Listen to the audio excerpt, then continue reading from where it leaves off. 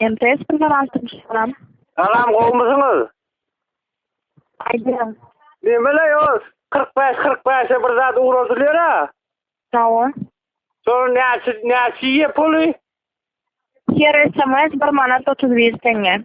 Vay ben ne ýa 4 dolar bir gezek goýberdim, 1.47 galdy ondan. Düşünmedim. Gitmä, bırak ýeberňä. Nebera? Başka soralar barmı? Soram, nämetdiňiz puly? Ýa-da ol SMS soradymsyňyz, şoň üçin puluňyz tutulanlar. 8 teňe ýediňiz aýo. Düşünmedim. Ýok 8 teňe ýedi SMS. Ol SMS bätleşip gatnaşmak üçin her SMS-iň bahasy 1 manat 31 tenge. O zaman ne umar diýip ýazyp goýddyr. Düşünmedim.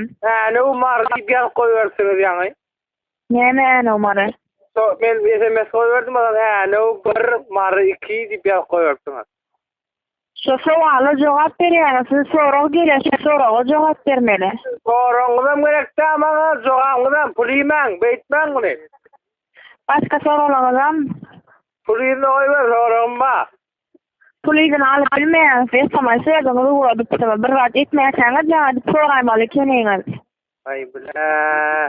Boldur men 5 watt kardaldım, bermeýär şonu.